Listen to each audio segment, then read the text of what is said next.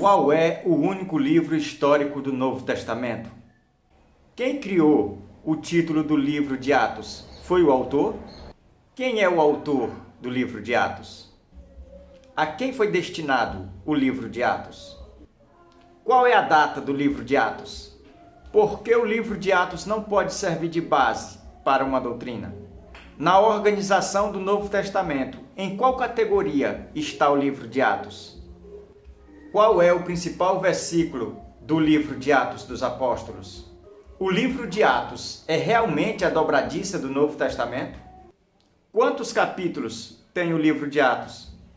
Quantos versículos tem o livro de Atos? Quantas palavras tem o livro de Atos? Quantos volumes tem todo o compêndio teológico de Lucas? As respostas a essas e outras perguntas a partir de agora nesse comentário. Meus amados, meus irmãos, nessa oportunidade eu cumprimento a todos na paz do nosso Senhor e Salvador Jesus Cristo. Povo de Deus, estamos de volta em mais uma edição do nosso programa semanal, que é uma ferramenta de pesquisa, que é também, com certeza, um instrumento para abençoar a vida de professores, superintendentes, diretores e alunos da nossa escola bíblica dominical. Meus irmãos, nós estamos iniciando mais um trimestre pela graça de Deus. Desta feita, nós iremos usar o material da PEC. Atos dos Apóstolos é o tema desse trimestre, até os confins da terra. Mas antes de adentrarmos aqui para a primeira lição, apresentar o primeiro tema da primeira lição, eu quero já recomendar aos leitores, aos professores, coordenadores e alunos de escola bíblica que gostam de estudar um material extra, fora a lição, para levar a sua classe. E sempre como a gente faz de costume, em outros vídeos a gente já fez isso, e é um momento que nós achamos para recomendar algumas obras literárias para servir de apoio a professores e superintendentes de escola bíblica dominical. O primeiro livro que nós queremos recomendar é o livro do pastor Hernandes Dias Lopes, que é um comentário bíblico, Atos, a ação do Espírito Santo na vida da igreja.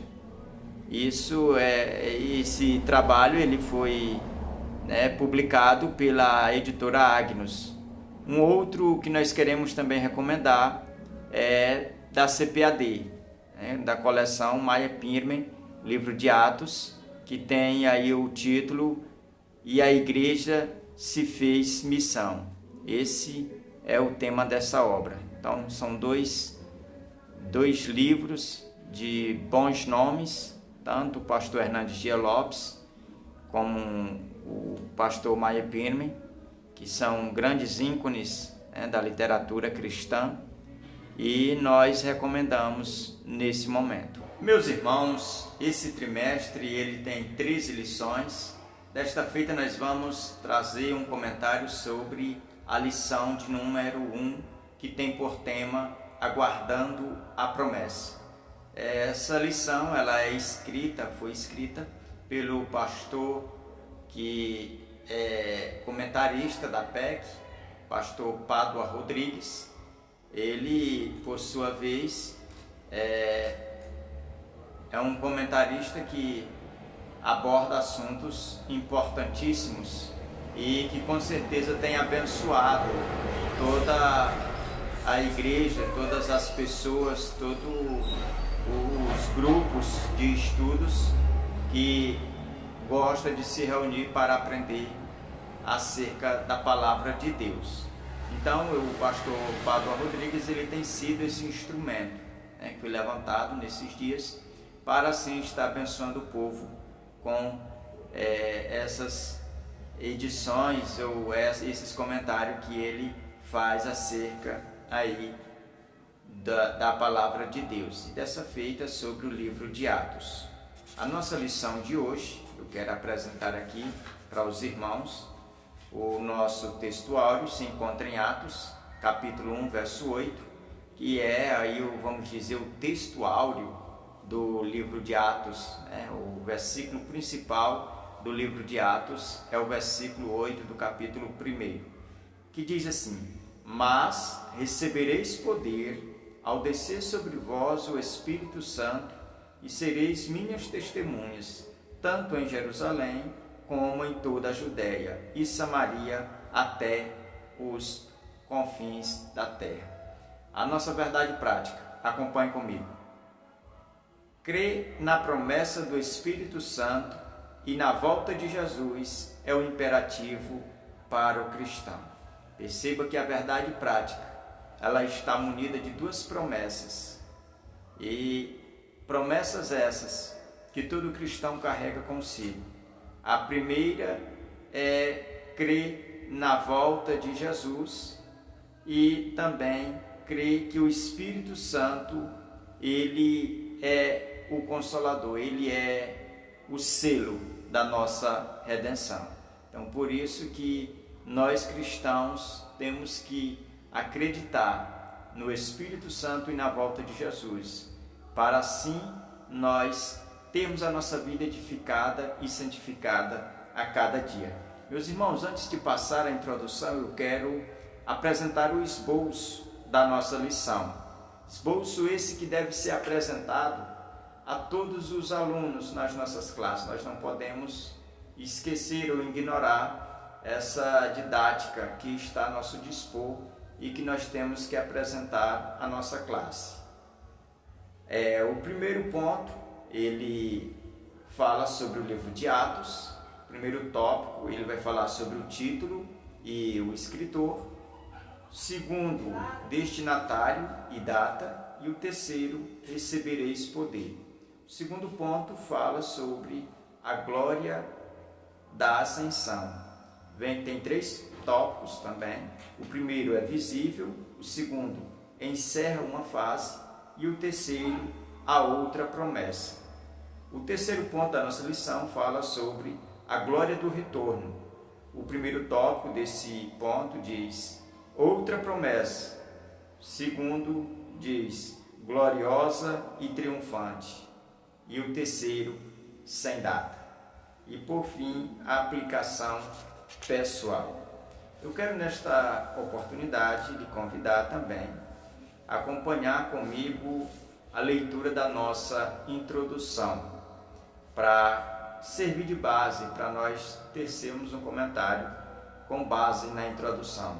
Diz assim: Atos dos Apóstolos é um dos documentos de inestimável valor. É a história da igreja inspirada pelo Espírito Santo. 30 anos são cobertos por Lucas. Foram anos que mudaram a história do mundo. Jesus sabia que eles não poderiam fazer eficazmente a sua obra sem a capacitação do Espírito Santo de Deus. Ninguém pode. Perceba aqui na introdução, meus irmãos, que ela está munida de informações acerca do livro de Atos. As informações aqui contidas são informações que dizem que o livro de Atos, ele é um livro que registra a história da igreja. É um livro que registra os primeiros fatos dos dias apostólicos da igreja primitiva. Perceba também que aqui na introdução o escritor ele nos informa que o livro de Atos, do capítulo 1 até o capítulo 28, passa-se ou são registros de 30 anos de história. 30 anos de história da igreja. Os primeiros passos da igreja estão no livro de Atos dos Apóstolos. Perceba também que uma outra informação ainda muito relevante que a nossa introdução nos traz é que Jesus sabia que os discípulos não conseguiriam fazer esta obra sozinho, então envia o Espírito Santo para assim auxiliar os seus discípulos, auxiliar a sua igreja.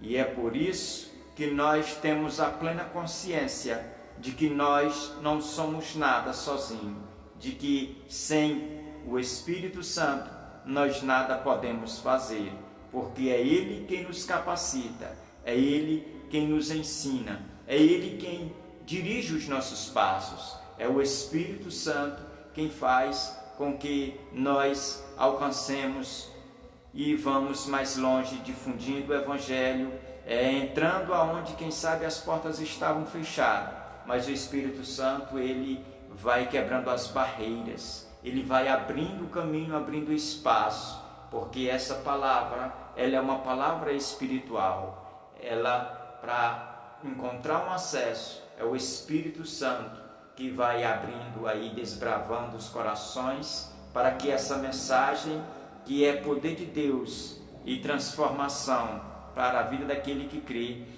o Espírito Santo ele vai dirigindo essa palavra, esse evangelho aos corações.